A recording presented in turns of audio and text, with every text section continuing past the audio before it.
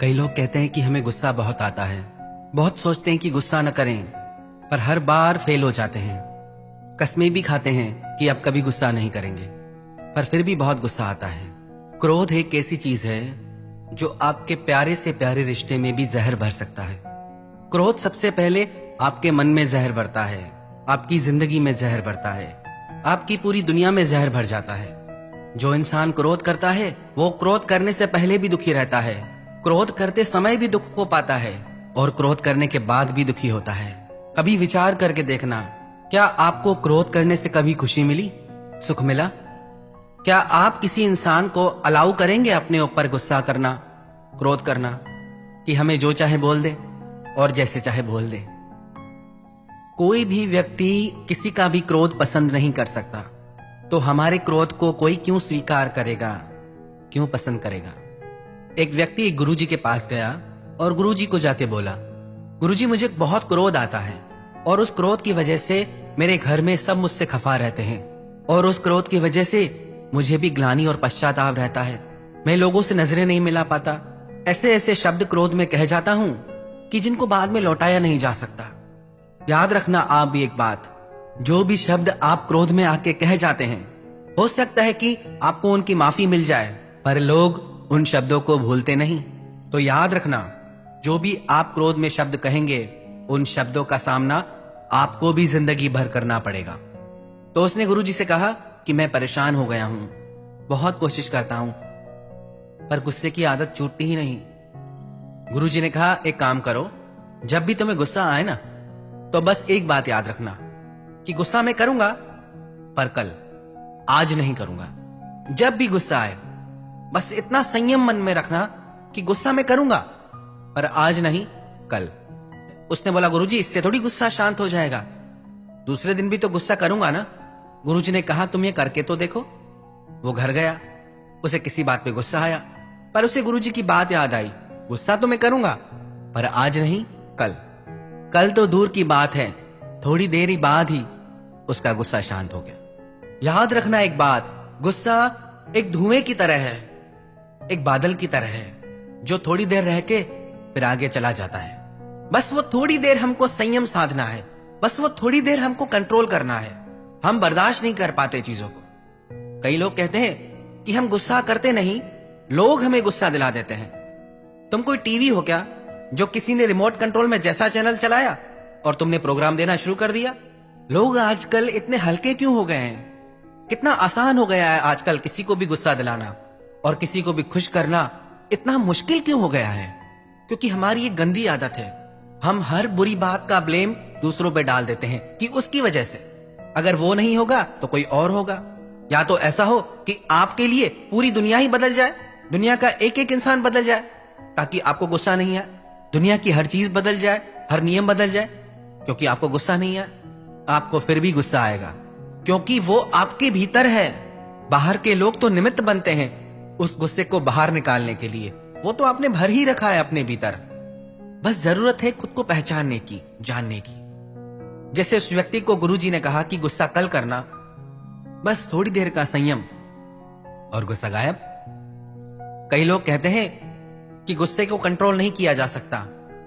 गुस्सा कोई रोकने वाली चीज थोड़ी है, जब आता है तो आ जाता है, फिर नहीं दिखाई देता कौन छोटा कौन बड़ा, आपको सब दिखाई देता है। आप उसी पे ही गुस्सा करते हो जो आपसे कमजोर हो, जो आपसे छोटा हो। अपने बॉस के ऊपर गुस्सा करके दिखाओ, किसी पहलवान के ऊपर गुस्सा करके दिखाओ, जो आपसे शक्ति में ज्यादा हो, बल में ज्यादा हो, उस पे गुस्सा करो। गुस्सा हम कमजोर पे ही करते हैं। जो व्यक्ति हमसे बल में बड़ा है, पद में बड़ा है, शक्ति में बड़ा है, वो चाहे कैसा भी गलत चले हमारे साथ, वहां गुस्सा नहीं आता हमें, क्योंकि पता है कि यहां हमें नुकसान हो जाएगा। इसका मतलब गुस्सा भी हम चॉइस से करते हैं कि किस पे करना है, किस पे नहीं करना है। तो याद रखें एक बात कि गुस्सा आपकी चॉइस है। आप चाहें तो गुस्सा करें और आप चाहें तो उस गुस्से को रोक सकते हैं, पर जो हमसे शक्ति में बड़ा है उसके सामने हम गुस्सा कर नहीं पाते, और जो हमसे कमजोर है उससे अपनी शक्ति दिखाते हैं। कुछ बातें तो हमने ऐसी भी सुनी है कि गुस्से में आके कई लोग हिंसा भी करते हैं। कई पति लोग अपनी पत्नियों पे हाथ उठाते हैं। कितनी गलत बात है। जो व्यक्ति अपने ही परिवार के सदस्यों पे हिंसा करे उसे मनुष्य कैसे कहा जाएगा। हमारी एक प्रार्थना सभी माताओं बहनों से है, आप भी अपने जीवन में हिंसा का विरोध कीजिए, चुप करके मत सहिए। जब आपके साथ पहली बार ऐसा हो तभी रोक दीजिए, इससे आदत मत बनने दीजिए। अपनी शक्ति आप खुद बनिए। ऐसी बहुत बातें सुनते हैं, बहुत माताओं बहनों पे अत्याचार भी होता है। इस इंतजार में मत बैठे रहिए कि कोई आएगा आपकी रक्षा के लिए। सबसे पहले आप खुद की रक्षा खुद करना सीखिए। पहली बार में ही विरोध कीजिए, रोकिए कि नहीं, ये चीज हम नहीं सहेंगे, हम हिंसा नहीं सह सकते। कुछ कुछ तो ऐसे भी किस्से सुने हैं, इतना दर्द है उनमें जिन्हें बयां भी नहीं किया जा सकता। कैसे लोग इतने निर्दयी हो सकते हैं। तो आप इस चीज का विरोध कीजिए, इसे सही मत। क्रोध एक ऐसी अग्नि है जो सिर्फ क्रोध करने वाले को नहीं, उसकी पूरी दुनिया को जला डालती है, उसके पूरे परिवार को जला डालती है। क्रोधी इंसान के साथ रहना साक्षात नरक में रहने के समान है। एक घर में एक सास अपनी बहू पे बहुत क्रोध करती थी, बहुत गुस्सा करती थी। बहू बेचारी चुप करके सब सहती थी, पर वो बहुत परेशान और दुखी रहने लगी। सोचने लगी, आखिर कब तक सहूंगी मैं, कब इन बातों का अंत होगा। एक दिन उसके शहर में एक महात्मा आए। उसने महात्मा को सारी बात बताई। महात्मा ने कहा कि जब तुम्हारी सास तुम पे गुस्सा करे ना, तो तुम उसकी वो आवाज रिकॉर्ड कर लेना, और जब भी वो दूसरी बार गुस्सा करने लगे, क्रोध करने लगे, तो उसकी वो रिकॉर्डिंग उसके सामने चला देना। वो बोली ठीक है। उसने वैसा ही किया। उसकी सास ने जैसे ही गुस्सा किया, उसने सारी रिकॉर्डिंग कर ली। दूसरी बार जैसे ही उसकी सास गुस्सा करने लगी, उसने वो रिकॉर्डिंग चला दी। उस आवाज को सुनकर उसकी सास को बहुत अजीब लगा। उसने अपनी बहू से पूछा, ये कौन है, इतनी गंदी आवाज, इतने गंदे गंदे शब्द कौन बोल रहा है, किसकी आवाज है, इतने गंदे शब्द हैं, मेरे कानों में चुभ रहे हैं, कौन है ये, मुझे क्यों सुना रही है ये। उसकी बहू ने बोला कि ये आपकी आवाज है और ये सारे शब्द भी आपके हैं। जब उसकी सास ने वो पूरी रिकॉर्डिंग सुनी, उससे बड़ा अफसोस हुआ कि इतनी गंदी आवाज, इतने बुरे शब्द मेरे मुंह से निकलते हैं। उस दिन उसे अपनी गलती का एहसास हुआ। रिश्ता चाहे कोई भी हो, सास बहू का, पति पत्नी का, पर जहां क्रोध आ जाता है वहां खटास आ जाती है, वहां लोग खुश नहीं रह पाते। कई लोग कहते हैं फिर तो हम किसी को कुछ कहें ही नहीं, जिसको जैसे मर्जी करने दे, बच्चों को भी कहना छोड़ दे। नहीं, परमात्मा ने आपको विवेक दिया है। बातों को समझें कि कौन सी बात किस विषय में की जा रही है। ये बात खास करके उन लोगों के लिए है जिनके जीवन में क्रोध की वजह से जहर भर गया है। यदि आपके बच्चे गलत रास्ते पे जाते हैं तो आपका फर्ज है उन्हें समझाना। किसी की भलाई के लिए थोड़ा ऊपर से गुस्सा दिखाने में कोई बुराई नहीं है। गुस्सा और क्रोध ये दोनों अलग चीजें हैं।